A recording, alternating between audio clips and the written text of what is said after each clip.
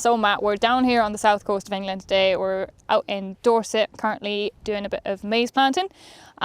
So tell me a little bit about yourself, because obviously you work for Samco, but it's not just working, it's a family business. So tell me what your role is within Samco. So my father started the business in 1995, 1996. And in the business now, there's 4 sons and a daughter. So my position in the business is sales director. So we're here in England. It's one of the markets that I look after. The UK would be our second biggest market. We come at the end of March, all of April, and the first few weeks of May.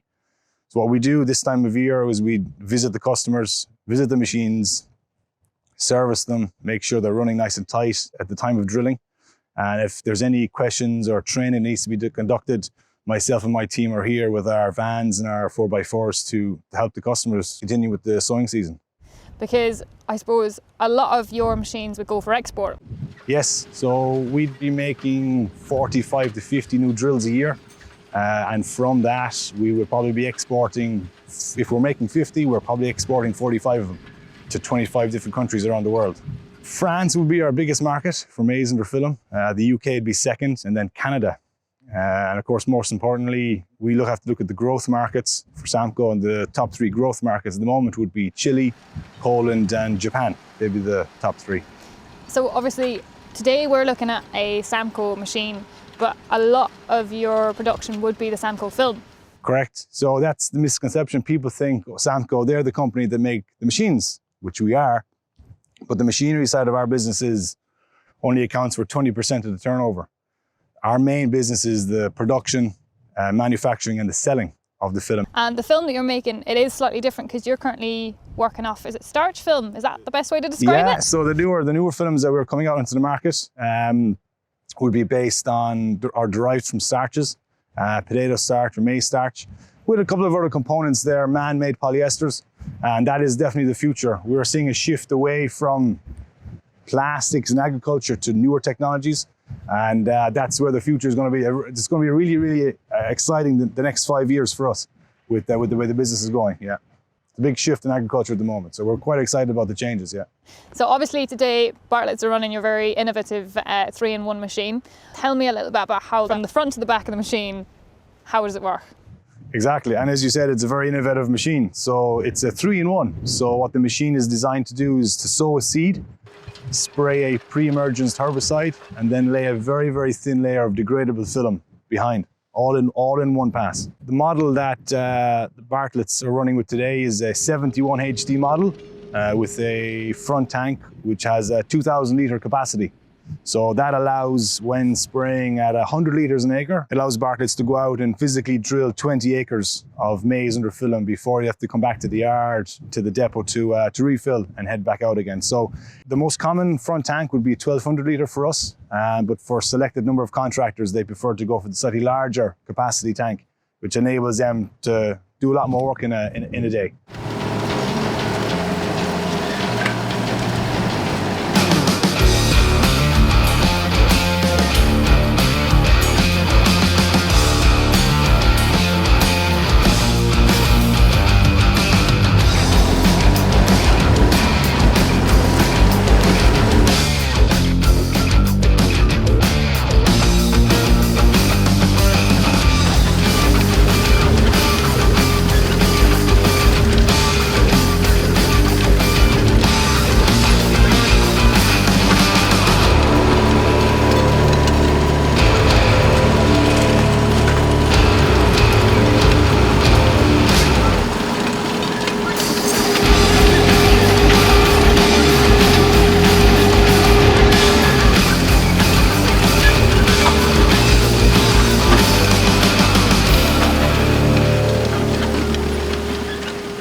And like, what made you go into the 3-in-1 machine? Because obviously it is very different to everything else that's on the market.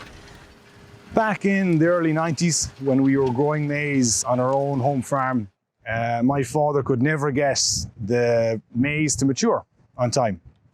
And I think the hybrids that we had 25 years ago or 30 years ago are different from the maize hybrids we have today. So the concept of, like anything, growing a crop under plastic or in a greenhouse was a fantastic concept my father took to heart, and he said, look, if we can put a seed in the ground and put a film over it, a degradable film over it, surely we can get more heat into the ground and get that maize plant out of the ground quicker. And with that, and during the winter months, playing in the workshop, he came up with putting this film layer on behind a standard Governor maize drill. And since then, it's just, well, all the components we use now is really only the seed box. All the main frame and the film layers is completely made in-house by ourselves. And obviously you make a few different variations of the film then? Yeah, so we color code all the films. So we'd have yellow, blue, green, gold, gray. And what that indication is, it's a level of degradation. So like any new market, you need to do some market research. When we go to new market, we have to find out the rainfall, the sunshine, especially what particular varieties they have. And on that, we can customize the film to suit. So the likes of France would have a lot more heat or a lot more sunlight intensity. There's a couple of other components that we use to break down the film, but definitely sunlight is one of them.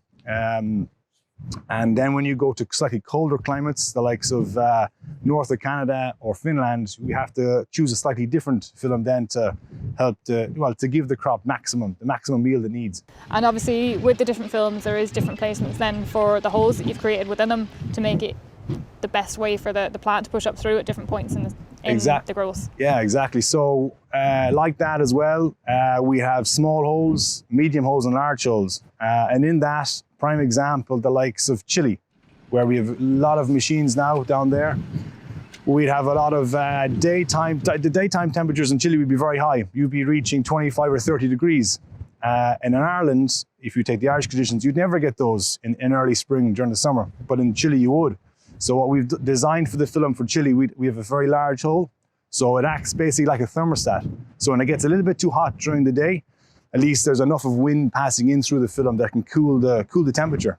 Because what we don't want is you don't want to burn the plants, but you need to keep a certain level of temperature in there that the crop is benefiting from the temperature that the film is giving it. Well, that's absolutely brilliant, Matt.